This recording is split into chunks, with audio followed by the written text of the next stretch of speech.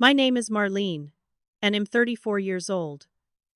The phone call came on a Tuesday evening in mid-November. My sister Bethany's voice was cold, detached, almost clinical, when she said the words that would shatter 15 years of tradition. Christmas is only for parents now. You're not welcome. The silence that followed felt heavy, suffocating. I sat frozen on my couch, staring at the framed photo on my mantel from last year's celebration. 23 smiling faces gathered in my living room. Bethany didn't wait for my response. She simply said, "I hope you understand," and hung up. I remained motionless, phone still pressed against my ear, listening to dead air. The shock gave way to something else, something quieter but far more powerful. A plan was already forming in my mind.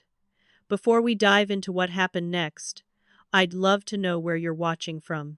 Drop your city or country in the comments below. And if you've ever felt undervalued by the people who should appreciate you most, hit that like button, subscribe and turn on notifications, because this story takes some serious turns, and you won't want to miss what I did when my family realized they made the biggest mistake of their lives. Now, let's get into how 15 years of being the family cornerstone came crashing down in one cruel conversation. For 15 consecutive years, I had opened my home for every major holiday. My townhouse became the gathering place where memories were made, where children grew up around my dining table, where my parents celebrated milestone anniversaries surrounded by 3 generations. I never married, never had children. That was my choice, a deliberate decision I made in my 20s when I realized my career as a freelance graphic designer and my need for independence mattered more to me than conventional family structures. My income was stable. My 3-bedroom townhouse was spacious, and I genuinely enjoyed creating beautiful experiences for the people I loved. Every Thanksgiving, every Christmas, every Easter, I spent weeks planning menus, shopping for ingredients, decorating every corner of my home until it looked like something from a holiday magazine. I hand-selected gifts for each of my nieces and nephews, spending hours thinking about what would make their faces light up. The costs added up quickly, but I never asked anyone to contribute. I covered everything because I wanted these gatherings to be perfect, to be the highlight of everyone's year. My mother, Lorraine, now 68, was a gentle woman who avoided conflict at all costs. She had spent her entire life as a peacekeeper, always siding with whoever spoke loudest or seemed most upset. My father, Vincent, 70 years old, was emotionally distant in that old-fashioned way some men of his generation perfected. He cared about having the family together but never about the labor required to make that happen. He would arrive, eat, watch football, and leave, barely noticing the chaos of preparation or cleanup happening around him. My sister Bethany, 4 years older than me at 38, had married Garrett 12 years ago, and quickly had 3 children, twins Lydia and Nora, now 10, and their younger brother Miles, who just turned 7. Bethany wore her motherhood like a badge of superiority, constantly reminding everyone that she understood sacrifice and responsibility in ways the rest of us couldn't possibly comprehend. My brother Phillip, 41, had married Rochelle 9 years ago and had 2 children, Sawyer, age 12, and Sloane, age 9. Philip was dismissive of everyone outside his immediate household, treating extended family obligations as inconvenient interruptions to his important career in commercial real estate. Over the past 2 years, the comments had started. Small digs that felt like paper cuts, individually minor but cumulatively painful. Bethany would say things like, "You wouldn't understand, you don't have kids to worry about." When I offered advice or expressed concern, Rochelle developed a habit of sighing dramatically and saying, "It must be so nice having all that free time." Whenever I mentioned a weekend trip or a new hobby, I brushed these comments aside, telling myself they were stressed, overwhelmed with parenting responsibilities, not really meaning to diminish my life. I focused on keeping the peace, on making sure every holiday ran smoothly despite the growing tension. Last Christmas had been particularly difficult. They arrived late, left wrapping paper and trash scattered throughout my house, didn't offer to help with dishes despite the mountain of pots and pans in my kitchen, and Rochelle complained that I hadn't bought organic vegetables for the children. Not a single person thanked me as they left, arms full of leftovers I had carefully packaged for each family. I remember standing in my destroyed living room at midnight, surrounded by the debris of their celebration, wondering when I had become invisible to the people I loved most. I called Bethany back the next morning, needing to understand the full scope of what she'd said. Her voice was cheerful, almost bubbly, as if she hadn't delivered devastating news less than 12 hours earlier. "Oh, Marlene, good, I'm glad you called back. I wanted to explain properly." She launched into her reasoning without waiting for me to speak. "We've been talking, Philip and Rochelle and Garrett and me, and we've decided that Christmas should really only be for people with children. It's about creating traditions for the next generation, you know? Making it meaningful for them." I felt my chest tighten but kept my voice steady. "What about Mom and Dad?" Bethany laughed, a light sound that felt incongruous with the weight of what she was saying. "Oh, they're grandparents, so obviously they count as part of the parenting circle. This is really about prioritizing the core family unit." I gripped my phone tighter. "What about me? I've hosted Christmas for 15 years. There was a pause, and when Bethany spoke again, her tone had shifted to something harder, more honest. "That's exactly the problem, Marlene. You've made it all about you. Your house, your cooking, your decorations. Real family is about children, about the future. You've been playing house, but it's time for the actual parents to take over." The conversation deteriorated from there. Bethany admitted they had already decided to rotate Christmas between her house and Philip's house. This year would be at her newly renovated 5-bedroom colonial in the suburbs, complete with the chef's kitchen she'd been bragging about since the remodel finished in September. She wanted to show off, to receive credit for bringing the family together, to post perfect photos on social media that portrayed her as the family matriarch, despite our mother still being very much alive and active. "Honestly, Marlene," Bethany continued, her voice taking on a lecturing quality, "it's time you understood your place in this family. Not everyone gets to be part of the core unit. You made certain lifestyle choices, being unmarried, being childless, and those choices have consequences. The kids don't relate to you the way they relate to me and Philip. You're just not as relevant to their lives." Each word landed like a physical blow, but I refused to give her the satisfaction of hearing me break.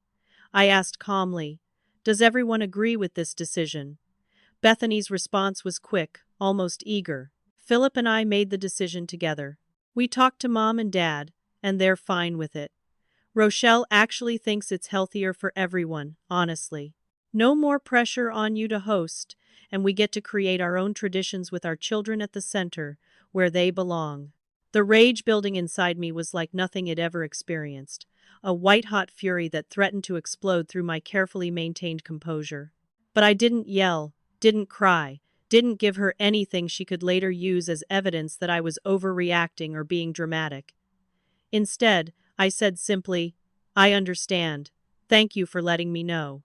The surprise in Bethany's voice was evident. "Oh, well, good then. I'm really glad you're being mature about this, Marlene. I was worried you might make it awkward."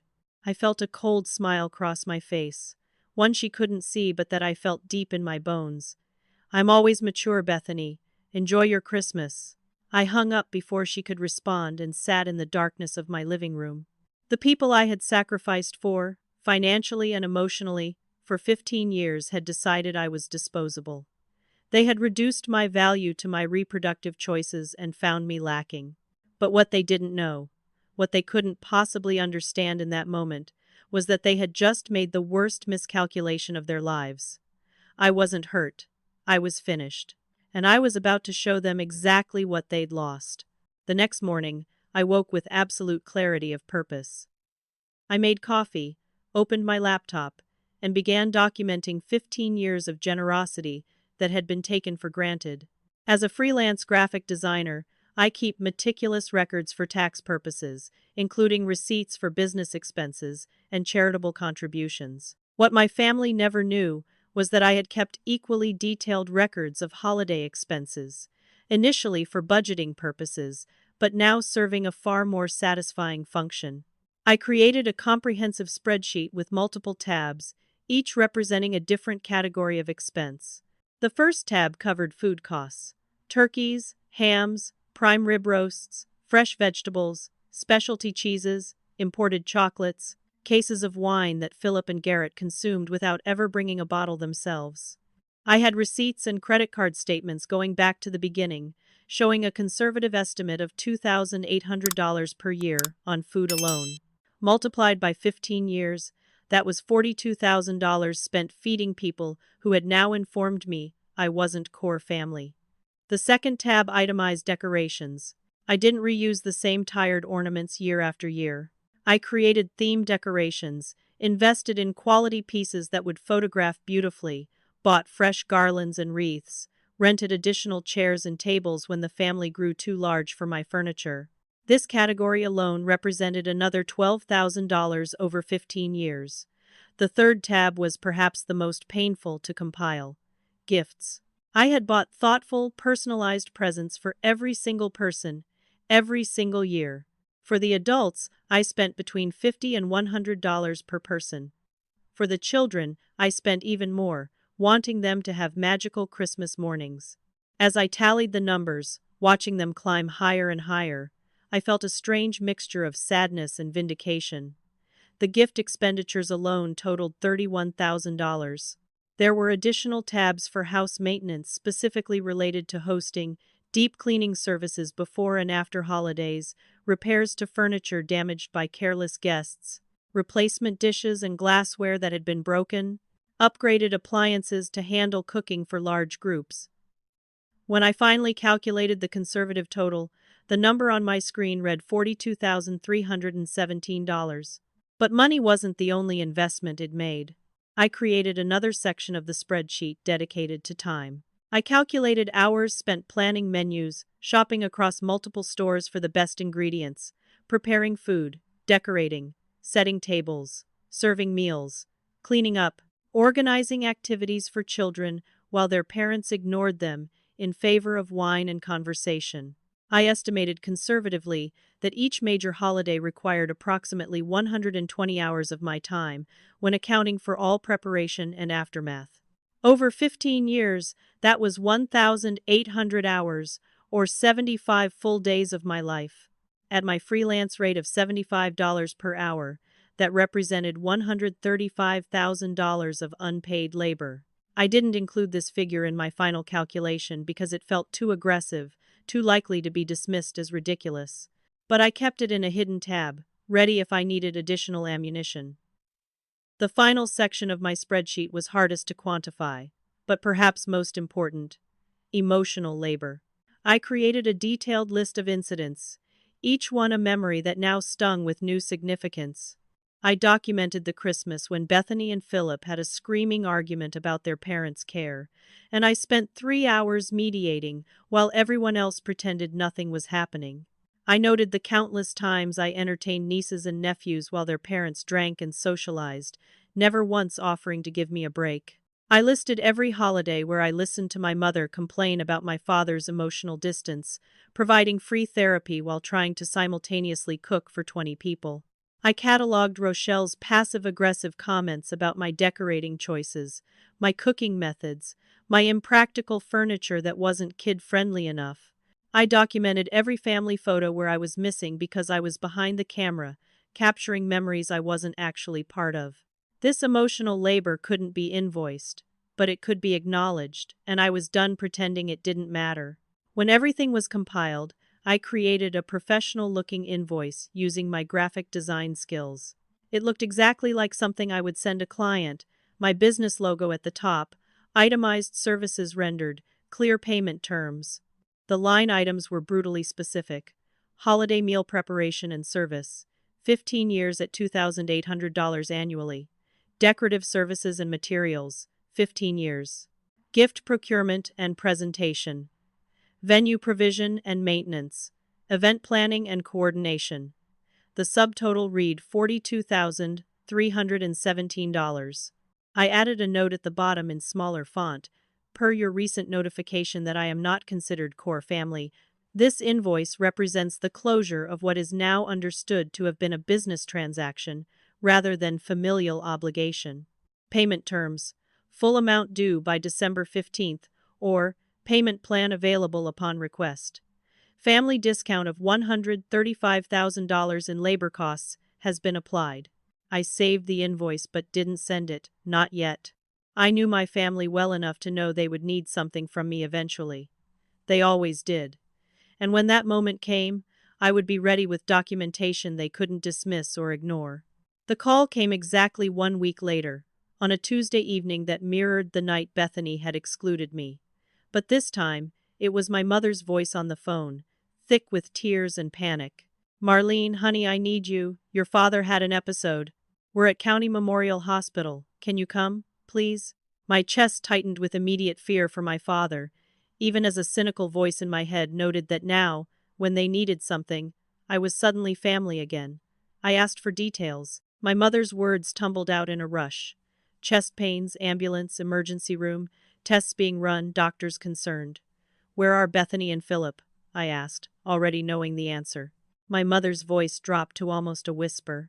"They're both busy with the kids. Bethany has Lydia's dance recital, and Phillip said he couldn't get away from work.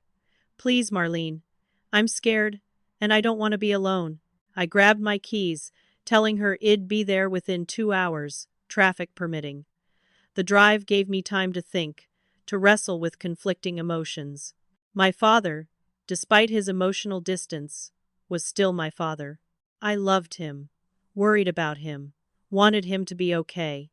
But the timing of this crisis, so soon after being excluded, felt cosmically ironic. The hospital parking garage was nearly full, and I had to park on the 4th level, then navigate through sterile corridors following signs to the cardiac unit. I found my mother in a waiting room, her face blotchy from crying, her hands twisting a tissue into shreds. She stood when she saw me, and I hugged her, feeling her shake with relief and fear. "Thank you for coming," she whispered against my shoulder. I didn't know who else to call. The unspoken truth hung between us. She had known exactly who else to call, and neither of them had come.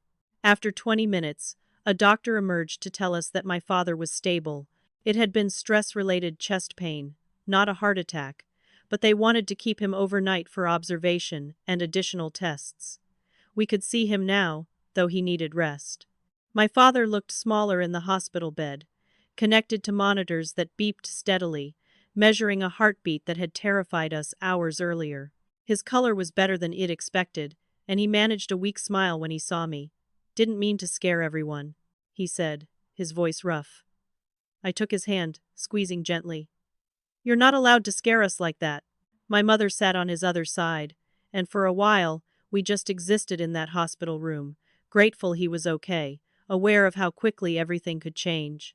After the doctor left and my father dozed off, I turned to my mother and asked quietly, "Mom, did Bethany tell you I'm not invited to Christmas?"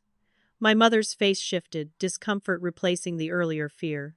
She looked away, studying the monitor displays as if they were suddenly fascinating. "Bethany said you were fine with it," she finally answered. "She said you told her you were too busy with work and preferred smaller gatherings anyway."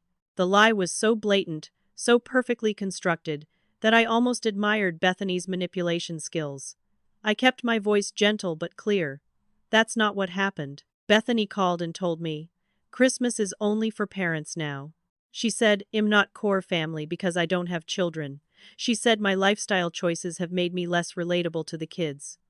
My mother's eyes widened, genuine shock registering on her face. "She said you weren't core family?" "Those exact words." I nodded. My father, awake now, though head seemed to be sleeping, spoke from his bed. "That's not what she told us at all. She said you were overwhelmed from hosting so many years and wanted a break."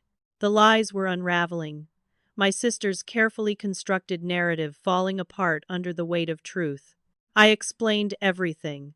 The call, Bethany's reasoning, the casual cruelty of reducing my value to my reproductive choices, the years of being taken for granted finally culminating in complete exclusion. My mother began crying again, but these were different tears. "I'm so sorry, honey. We should have asked you directly. We just assumed, we thought, oh God, we've been terrible, haven't we?" My father's voice was stronger now, anger giving him energy the doctors probably wouldn't approve of. 15 years you've hosted us. Every holiday. You've spent what, tens of thousands of dollars? You've never complained, never asked us to contribute, never made us feel like a burden. He paused, looking directly at me with more focus than I'd seen from him in years. And we thanked you by letting your sister exclude you without even checking if it was true? That's shameful. I felt tears threatening but held them back. I loved doing it. I genuinely did. But being excluded after everything, being told I'm not really family because I made different life choices, that's not something I can just accept. My mother reached across my father's bed to take my hand. What can we do? How do we fix this? I looked at both of them. These imperfect people who had failed me but also clearly loved me. I need you to understand that I'm done being the family servant. I'm done pretending it doesn't hurt when I'm dismissed or devalued. I love you both, but I'm finished accepting scraps of respect from people who should treasure me. I left shortly after, driving home through darkness that felt heavier than the journey there. What I didn't know was that my mother called Bethany the moment I left the hospital. The conversation, as my mother later recounted to me, was explosive. Bethany tried immediately to backpedal, claiming there had been a misunderstanding, that I had misinterpreted what she'd said. My mother, showing a spine I hadn't seen in years, cut her off. I want to know exactly what you said to your sister, word for word. Bethany stammered, tried to deflect, but eventually admitted the core of it. Yes, she'd said Christmas was for parents only. Yes, she'd excluded Marlene. Yes, she'd thought it was reasonable. My mother's response was cold and final. Fix this, or your father and I aren't coming to your Christmas either. You've hurt your sister terribly, and you've made me complicit in that hurt by lying to me. You have 1 week to make this right, Bethany. 1 week. Bethany, suddenly facing the collapse of her perfect holiday fantasy, began to panic. But it was too late. The damage was done, and I was already 3 steps ahead of everyone. 2 days after the hospital visit, I crafted a Facebook post with the same care I applied to client projects. I understood the power of words, the importance of tone, the strategic value of what to include and what to leave unsaid. The post was deceptively simple, reflective rather than accusatory, sad rather than angry. I've been reflecting on 15 years of hosting family holidays in my home, so grateful for the memories we've created together, for the laughter and traditions that have filled my life with meaning. Sometimes chapters of our lives close in unexpected ways, and we have to accept that people we love may not value our contributions the way we hoped. I'm looking forward to creating new traditions that honor mutual respect, genuine appreciation, and relationships built on more than obligation. Wishing everyone a beautiful holiday season. I included a carefully selected collection of photos from past Christmases, and as I scrolled through them making selections, I noticed something I'd never consciously registered before. I was barely in any of them. Photo after photo showed my family laughing, eating, opening gifts. But I was absent, behind the camera, invisible in my own memories. The response was immediate and overwhelming. Within 30 minutes, I had 15 comments. Within 2 hours, that number had climbed to 53. Friends who didn't know my family situation responded with general supportive messages, but extended family members who understood exactly what I was referencing were far more specific. My Aunt Shirley, my father's older sister, commented, "Wait, you're not hosting Christmas this year? What happened? You've hosted since you bought that beautiful townhouse. Is everything okay?" My cousin Ramona, Aunt Shirley's daughter, added, "Please tell me this isn't about what I think it's about. Because if certain people excluded you after everything you've done, I'm going to lose my mind." Family friend Gretchen, who had attended many of my gatherings over the years, wrote, "If you're not welcome somewhere, they don't deserve you. Period. Your generosity and grace have been extraordinary, and anyone who can't see that is blind." The comments kept coming. A wave of support I hadn't expected but desperately needed. People shared their own stories of being undervalued, of giving endlessly to family members who took without appreciating. My post had touched a nerve, resonated with a common experience of being simultaneously essential and invisible. Bethany called within 3 hours, her voice shaking with barely controlled fury. "Are you trying to make me look bad? Is that what this is about?" I kept my tone mild, almost confused. "I didn't mention you, Bethany. Did you see your name in that post? She sputtered. Everyone knows what you're talking about. Cousin Ramona sent me a nasty text. People are commenting like I'm some kind of villain. I let the silence stretch before responding. Then everyone knows what you did. I didn't tell them. Your actions did. Bethany's voice rose. You're being manipulative. This is emotional blackmail. I'm going to tell people the real story, that you're just mad because you're not the center of attention anymore. I felt a cold satisfaction settle over me. Please do tell your version, Bethany. I have receipts, literal receipts. 15 years of credit card statements, invoices, photographs, documented conversations. Please, go ahead and tell everyone why you think excluding me was reasonable. I'd love to hear you explain it publicly. The line went quiet, except for her breathing. When she spoke again, the fury had been replaced by something closer to fear. You're really going to do this? Air our family business publicly? I corrected her gently. I posted about my own feelings and experiences. I didn't name anyone or share private details. You're the one who's afraid of people knowing the truth, which suggests you know your behavior was wrong. Before she could respond, I added, I need to go, Bethany. I have actual work to do, actual clients who value my time and skills. Enjoy planning your Christmas. I'm sure it'll be perfect. I ended the call and blocked her number. The freedom that simple action provided was intoxicating. Within an hour, my brother Philip called. His approach was different from Bethany's rage, attempting instead to play the role of reasonable mediator. Come on, Marlene, don't be dramatic. It's just one Christmas. You're making this into a bigger deal than it needs to be. I interrupted him. 15 years, Philip. 180 months of planning. $42,317 in documented expenses. That's not dramatic, that's fact. His laugh was nervous, uncertain. You're not seriously keeping a running total? That's kind of weird, don't you think? I smiled, though he couldn't see it. I keep records of all my expenses for tax purposes. Always have. Did you think I was doing all of this with no documentation? That I wouldn't know exactly how much I've invested in this family? Philip's tone shifted, becoming slightly defensive. Nobody asked you to spend that much. You chose to go overboard. The casual dismissal of my generosity, the implication that my gifts had been excessive rather than thoughtful, crystallized everything wrong with our family dynamic. You're right, Philip. Nobody asked. And nobody thanked me either. Nobody contributed. Nobody helped. Nobody appreciated it until it was gone. That's the point. He tried a few more angles, suggesting I was being petty, that family shouldn't keep score, that I was ruining relationships over nothing. I let him talk himself out before responding simply, I have an itemized invoice ready if you'd like to see exactly what nothing costs. Would you like me to email it to you? The silence that followed was answer enough. This is ridiculous, he finally said. You're being ridiculous, I replied. I agree that what's happened is ridiculous, which is exactly why I'm done participating in it. Goodbye, Philip. I blocked his number as well.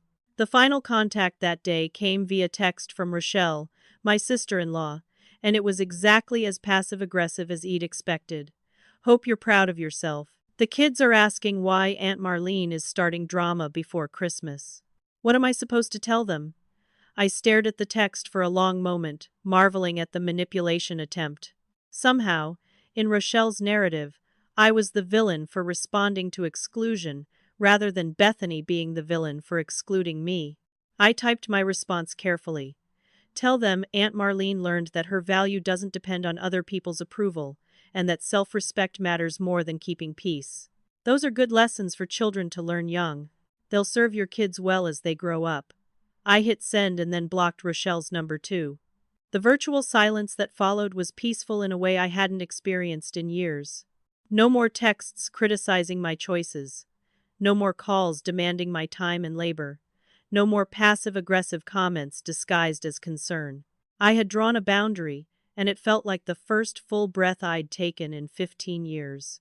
Early December brought an unexpected call from Bethany on my work phone, a number I hadn't thought to block because she'd never used it before. Her voice was saccharine, overly friendly in a way that immediately raised my suspicions. Marlene, hi. I'm so glad I caught you. Listen, I know things got tense, but I want to extend an olive branch. Come to Thanksgiving at my place. We can talk through the Christmas thing like adults, work it all out.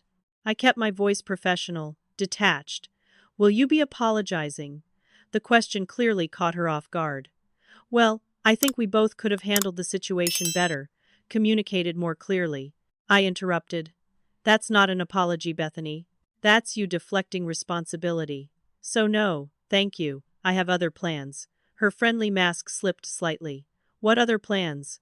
You always come to family Thanksgiving. I smiled, even though she couldn't see it. I'm volunteering at the homeless shelter downtown, serving Thanksgiving dinner. I signed up the night you called to exclude me from Christmas. Turns out there are a lot of people in this world who actually appreciate help when it's offered.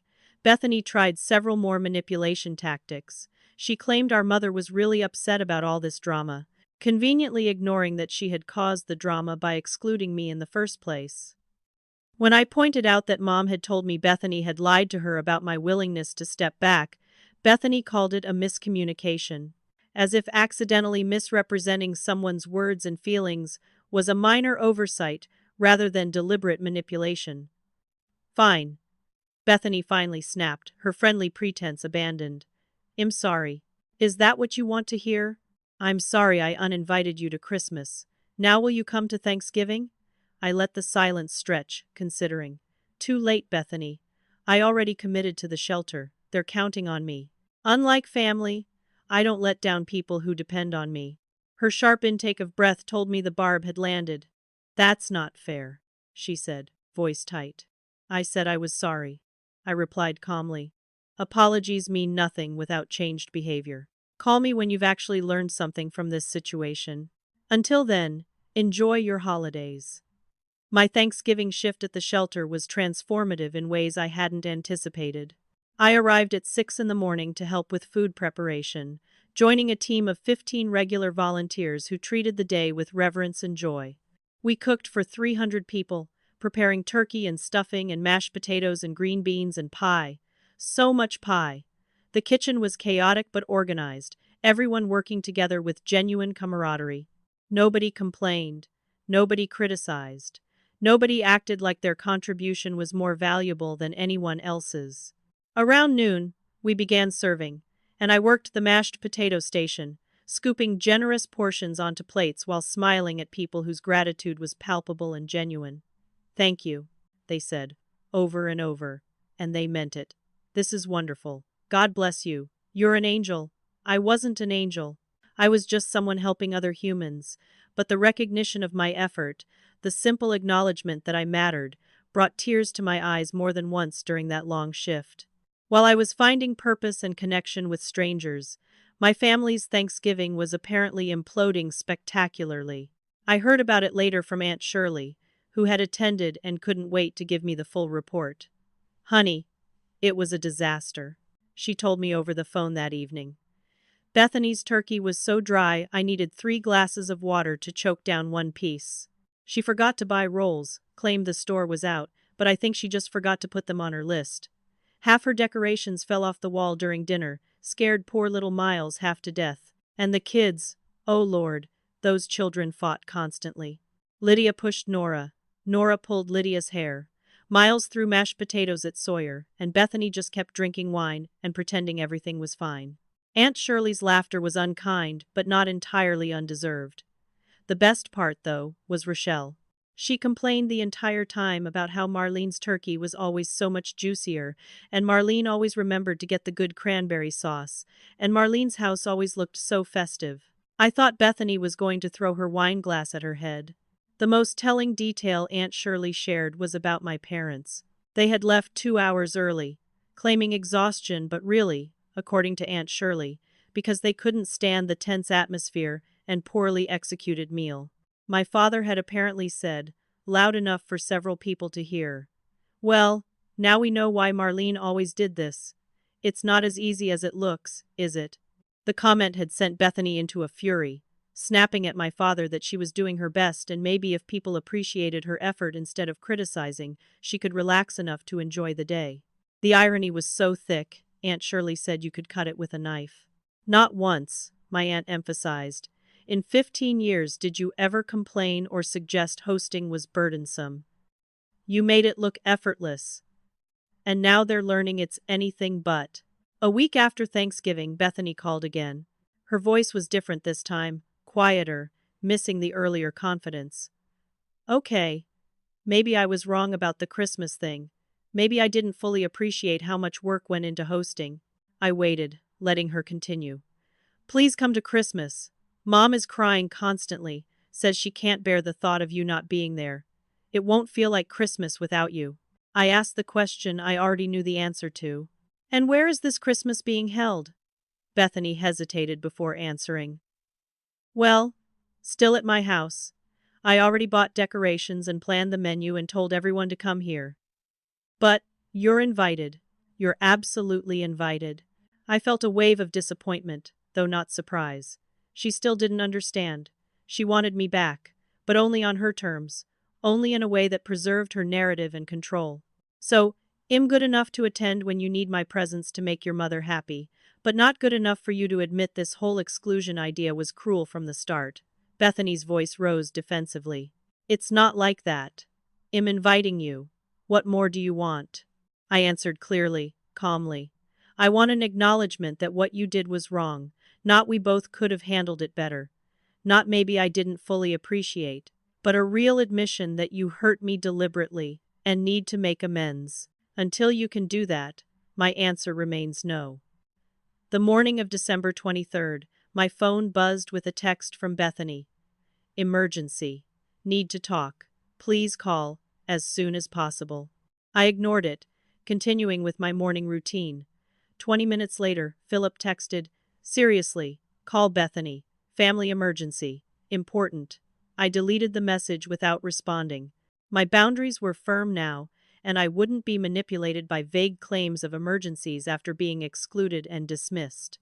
But when my mother called an hour later, her voice trembling with genuine distress, I answered, Marlene, sweetheart, I know you're upset with your sister, and you have every right to be, but she really does need help.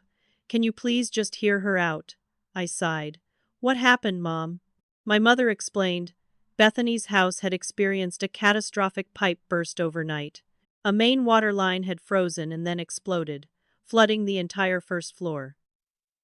The house was uninhabitable, and Bethany's perfect Christmas was completely ruined.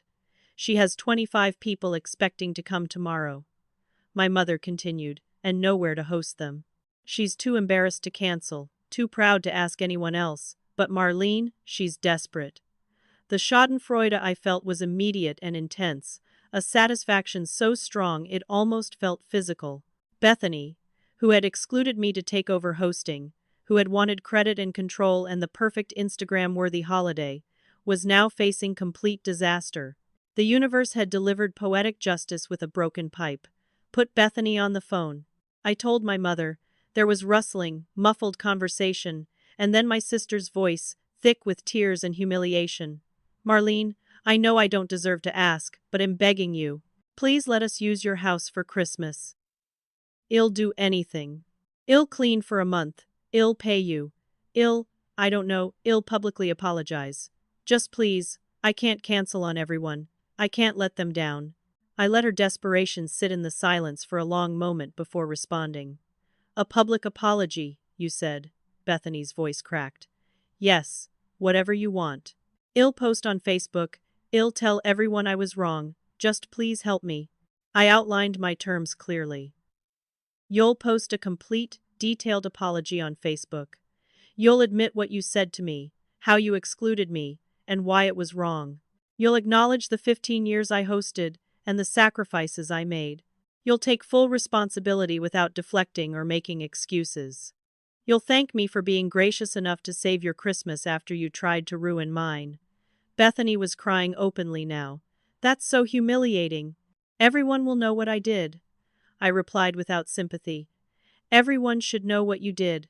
Those are my terms. Take them or leave them. The silence stretched for 30 seconds, then a minute. Finally, in a voice barely above a whisper, Bethany said, Fine, I'll do it. 2 hours later, a Facebook post appeared on Bethany's page. It was longer than anything she'd ever written publicly, raw and humiliating, and exactly what id demanded.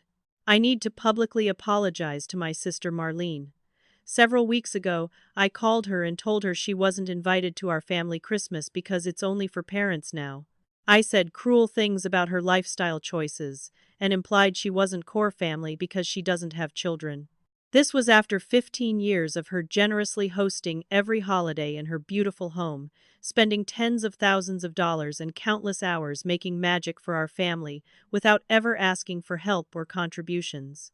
My behavior was jealous, petty, ungrateful, and cruel. Marlene has every right to never speak to me again, but instead, she's showing me grace I don't deserve by allowing us to celebrate at her home after my own house flooded. She's teaching me about real family values: kindness, generosity, forgiveness, and strength. I'm sorry, Marlene. I'm so deeply sorry. Thank you for being a better person than I've been. The post had 300 reactions within an hour, hundreds of comments praising me and criticizing Bethany's earlier behavior. But I had one more condition, one I delivered via phone call after the post went live. You can use my house tomorrow, Bethany, but I will not be hosting. You will handle all cooking, all decorating, all setup, all cleanup. I'm providing the venue. That's it. Everything else is your responsibility. Bethany's shock was evident. But I don't know how to cook for 25 people. I don't have time to decorate. How am I supposed to pull off Christmas in 24 hours? I felt no sympathy, only cold satisfaction. The same way I did it for 15 years. You figure it out. You wanted to be the host, to take over, to get the credit. Now you get the work too. Or you can order catering and hire help. Or you can ask Rochelle to share the load. I genuinely don't care how you manage it, but those are my terms. You get my space, but you don't get my labor. Bethany had no choice but to agree. Her apology was public. Her house was uninhabitable, and her pride wouldn't let her cancel. She was trapped, and we both knew it. After we hung up, I poured myself a glass of wine and smiled. Tomorrow was going to be very, very interesting. The morning of December 24th, I woke to the sound of car doors slamming and hushed, frantic voices outside my townhouse. It was 6 in the morning, barely light outside, and Bethany and Rochelle had arrived to begin transforming my home into their Christmas venue. I stayed in my bedroom, deliberately not offering to help, listening to them struggle with boxes of decorations, bags of groceries, and the growing panic in their voices. Where does she keep the roasting pan? Bethany's voice drifted up the stairs. I don't know. Look in the cabinets, Rochelle snapped back. There are like 50 cabinets in this kitchen. Which ones? Their bickering continued, a symphony of incompetence and stress. Around 7, I heard male voices as Garrett and Phillip arrived, clearly sent to help by wives who were already overwhelmed. We need you to move that table, Bethany ordered. Which table? Phillip asked. That one. No, the other one. Are you even listening? The irritation in her voice made me smile into my coffee. By 9, I could hear genuine distress. Something had burned. There was a crash of broken dishes, and Rochelle's voice rose in accusation. I told you to set a timer. Why didn't you set a timer? Bethany's response was defensive and close to tears. I did set a timer. Your phone was too loud. I couldn't hear mine over it. More clattering, more cursing, hastily muffled when someone remembered the children would arrive soon. I showered slowly, blow-dried my hair, applied makeup with care, and dressed in a beautiful burgundy cashmere sweater and wool slacks. When I finally descended the stairs at noon, the kitchen was absolute chaos. Every surface was covered with dishes, ingredients, cooking implements scattered without organization. Bethany's hair was falling out of its ponytail, her face flushed and sweaty. Rochelle had a grease stain on her shirt and looked close to murder. The decorations they'd managed to put up were sparse and haphazard, nothing like the abundant, artfully arranged decor I had created for 15 years. The tree had ornaments clustered on one side and bare on the other, as if they'd given up halfway through. Good morning, I said pleasantly, walking through the kitchen without stopping. Bethany looked up with desperate eyes. Marlene, I don't suppose you could just quickly help with the ham? Your oven seems different from mine, and it's not cooking evenly. I smiled kindly. Oh, that's because you need to rotate it every 45 minutes and tent it with foil for the first hour. But I'm sure you'll figure it out. I continued to the living room, where extended family had begun arriving. They greeted me warmly, many with knowing smiles, clearly aware of the dynamics at play. Aunt Shirley hugged me and whispered, "You look like a queen who's about to watch her enemies destroy themselves." I've never been prouder. I settled into my favorite armchair, the one with the best view of both the Christmas tree and the kitchen doorway, and accepted the coffee my father brought me. For the first time in 15 years, someone was serving me at a family gathering, and it felt revolutionary. The dinner, when it was finally ready at 3 in the afternoon instead of the planned 1 o'clock, was mediocre at best. The turkey was slightly dry. The ham was unevenly cooked with some parts perfect and others tough. The mashed potatoes were lumpy, and the green beans were soggy. But the biggest complaint came from the children, specifically Bethany's daughter Lydia, who asked loudly, "Mom, where are Aunt Marlena's gingerbread cookies? You said we were having Christmas at Aunt Marlene's house, so there should be cookies." Bethany, looking ready to cry, explained that she hadn't had time to bake cookies. "Why didn't you ask Aunt Marlene to make them?" Nora chimed in. The entire room went quiet. Bethany looked at me, her expression pleading. I smiled at my nieces. "I didn't make cookies this year, sweethearts. Your mom is hosting Christmas, so she's in charge of all the food and treats." Miles, Bethany's youngest, asked with devastating innocence, "But Aunt Marlene makes the best cookies. Why would Mom host if she's not as good at it?" Rochelle, who had been silent through most of dinner, suddenly laughed, a slightly unhinged sound. Bethany shot her a furious look, but Rochelle continued, emboldened by wine and exhaustion. "Marlene always made the best everything. The best cookies, the best turkey, the best decorations. And we never appreciated it because we were too busy criticizing how she folded the napkins or what time she served dinner." Aunt Shirley, never one to miss an opportunity to add fuel to a deserved fire, agreed loudly. 15 years of perfection, and we all took it for granted. Maybe we needed a year like this to remember what we had. My mother, trying to keep peace but unable to resist honesty, added softly, "The house doesn't feel like Christmas this year. I'm sorry, Bethany, but it's true. Marlene made it magical. This is just, well, it's just dinner." The devastation on Bethany's face was complete. She stood abruptly, her chair scraping against the floor, and rushed from the room. I found her 10 minutes later in my kitchen, sitting on the floor with her back against the cabinets, sobbing. I sat down next to her, not touching her, just being present. After several minutes, Bethany spoke through her tears. "I had no idea. I genuinely had no idea how much work you did. How much thought and care and money and time went into every single holiday.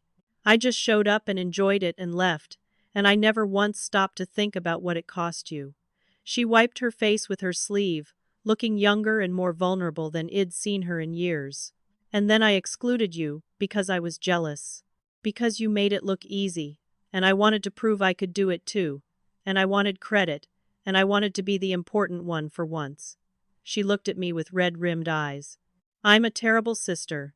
I'm a terrible person, and you have every right to hate me." I considered her words, her obvious, sincere remorse, the complete dissolution of her earlier arrogance. "I don't hate you, Bethany. But I won't accept being treated as less than ever again. Not by you, not by Phillip, not by anyone in this family." I pulled an envelope from my pocket, the one containing the invoice ID prepared weeks ago. I handed it to her, watching as she opened it with shaking hands, and read the itemized list of 15 years of expenses. Her eyes widened as she reached the total, and fresh tears spilled down her cheeks. $42,000, she whispered. "You spent $42,000 on us." I nodded. "Conservative estimate. I didn't include my time or emotional labor, just actual documented expenses." Bethany stared at the invoice, then at me. "How can I ever make this right? I can't pay you back. I don't have that kind of money." I took the invoice from her hands and slowly tore it into pieces. "Your apology earlier, the public one, the genuine one you're giving me right now, that's payment enough. I don't want your money, Bethany. I wanted your respect. I wanted to be valued. I wanted to matter to my family as much as my family mattered to me. She collapsed against me, crying harder, and I put my arm around her shoulders. Next year, I said softly, we plan together. All of us. We share costs, we share labor, we share credit. Like an actual family, not a hierarchy, where some people serve and others consume. Bethany nodded against my shoulder, unable to speak. When she finally composed herself enough to return to the gathering, her eyes were still red, but something fundamental had shifted between us. The rest of Christmas Day was imperfect but strangely healing. We ate mediocre food and laughed about the disasters, and for the first time in 15 years, I was part of the celebration, rather than the invisible force making it happen. My father proposed a toast before dessert, raising his glass toward me. To Marlene, who has given us more than we deserved, and taught us lessons we needed to learn. We're sorry we took so long to see your value. Well, do better. Everyone raised their glasses, even Rochelle, even Phillip, and I felt something tight in my chest finally release. They had hurt me, badly, but they were learning. And perhaps, just perhaps, that was enough. New Year's Day found me sitting at my dining table with my journal, reflecting on the 6 weeks that had transformed my relationship with my family and with myself. The pages filled with observations, realizations, truths it avoided for years. I had confused being needed with being valued, had mistaken being useful for being loved. For 15 years, I had believed that if I just gave enough, did enough, sacrificed enough, my family would eventually recognize my worth. But worth isn't something you earn through service. It's something you possess inherently, and it's something you must claim for yourself when others refuse to acknowledge it. I had enabled my family's behavior by never setting boundaries, never saying no, never demanding reciprocity. I had trained them to take me for granted by making myself constantly available without requiring effort or appreciation from them. That wasn't generosity. That was self-erasure, masquerading as love. The months following that Christmas brought real changes to our family dynamic. The next gathering, a casual Valentine's Day dinner, was held at my parents' house with explicit instructions that it would be a potluck. Everyone contributed a dish. Everyone helped with setup and cleanup. Everyone shared the costs and labor. Bethany brought lasagna. Rochelle made salad. Philip handled drinks. And I contributed dessert. A red velvet cake that took 2 hours instead of the 2 days of preparation I would have invested previously. The event was smaller, simpler, and somehow warmer than our previous gatherings had been. As we cleaned up together, Bethany caught my eye and smiled. This was nice. Actually nice. Less pressure on everyone. A few days later, Rochelle sent me a private message apologizing for years of passive-aggressive comments. I was jealous, she admitted. You seem to have this perfect life. No kids to stress about, time for hobbies, and yet you still managed to be better at family stuff than those of us who had made it our entire identity. It made me feel inadequate, so I lashed out. I'm sorry. The apology didn't erase years of small cuts, but it acknowledged them, and that mattered. My relationship with my parents deepened in unexpected ways. My mother called every Sunday, not to ask for anything but simply to talk, to learn about my work, my life, my thoughts. My father, who had been emotionally distant my entire childhood, started sending text messages with articles he thought I'd find interesting, a small gesture that represented monumental effort for a man of his generation. One evening over dinner at their house, just the 3 of us, my mother took my hand. Your father and I have been talking. We realize we took you for granted in a profound way. We assumed you were happy with how things were because you never complained. We should have asked. We should have contributed. We should have made you feel as important as you made all of us feel. My father added, his voice gruff with emotion. You taught us about fairness, kiddo. Even at our age, 70 and 68 years old, we're still learning. That's a gift, even if the lesson was painful. But perhaps the most unexpected consequence of establishing boundaries was the expansion of my life beyond family obligations. I continued volunteering at the homeless shelter, joining their regular team for monthly meal services. Through that work, I met Russell, a 37-year-old high school teacher who volunteered every week. He was kind, thoughtful, secure in himself in a way I found deeply attractive. We started having coffee after volunteer shifts, then dinner, then weekend hikes. He knew nothing of my family drama, didn't define me by my relationships, or lack thereof, valued me simply as Marlene, complete and complex, and enough on my own. 6 months after that catastrophic Christmas, we were dating seriously, and I was experiencing what it felt like to be chosen by someone who saw my full humanity. It was revelation, this feeling of being wanted rather than needed, of being appreciated rather than taken for granted. In late November, as the next holiday season approached, our family held a planning meeting. All the adults gathered at my parents' house to discuss how to handle Thanksgiving and Christmas. The difference from previous years was stark. We used a shared spreadsheet to assign dishes. We set a budget everyone would contribute to. We created a rotation for hosting that would span 5 years. When it was my turn to host again, it would be as part of a team, not as the sole architect of everyone's celebration. Bethany suggested we hire a professional photographer for Christmas so that I could actually be in the family photos for once. "You're not behind the camera anymore," she said firmly. "You're in front of it, where you belong." The gesture was small but meaningful, an acknowledgement of years of invisible labor. On Christmas Eve, 1 year after the disaster that had changed everything, I posted again on Facebook. This post was different from the melancholy reflection of the previous year, infused instead with hard-won wisdom and genuine peace. A year ago, I learned that teaching people how to treat you isn't selfish. Boundaries aren't walls meant to keep people out. They're doors, and you get to decide who receives a key. Being family doesn't mean accepting disrespect or cruelty.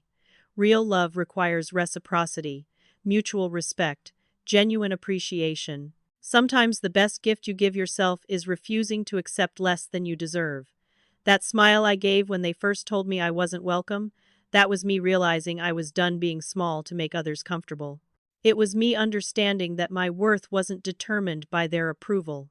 And once I remembered that truth, once I stood firm in it, everything changed. Not because they suddenly saw my value, but because I finally did. The post received overwhelming response, shared hundreds of times by people who recognized their own stories in mine. The photo I included was from that morning's celebration, the one Bethany had hosted with genuine effort and shared responsibility. In it, I stood at the center of my family, truly visible for the first time in years. My nieces and nephews surrounded me, my parents flanked me, my siblings stood with arms around my shoulders. The caption, written by Bethany and approved by me before posting, read, "Grateful for the woman who loved us enough to demand we do better." Family isn't about who hosts or who has children or who makes the rules. It's about showing up for each other with respect, appreciation, and genuine care. Thank you, Marlene, for teaching us what that actually means. As I sat alone on New Year's Eve with champagne in hand, I looked back at a year of transformation and forward to a future no longer constrained by others' limited vision of my value. They had said I wasn't welcome. I had smiled because I knew something they didn't. My worth wasn't determined by their invitation. And once I remembered that fundamental truth, once I stood firm in it, regardless of their response, everything changed. Not the way I expected, not easily, not without pain, but ultimately, beautifully, completely. Have you ever stood up to family members who took you for granted? How did it change your relationships? Drop your story in the comments below, because I'd love to hear how you handled it. If this story resonated with you, hit that like button and share it with someone who needs to hear that their worth isn't determined by how much they give to people who don't appreciate them. Subscribe to this channel for more real-life stories about finding strength in impossible situations and learning to value yourself even when others don't. Thank you for being here, for listening, and for being part of this community. Wishing you a year ahead filled with relationships that honor your worth, boundaries that protect your peace, and the courage to demand the respect you deserve. Happy New Year, and remember, you are enough, exactly as you are.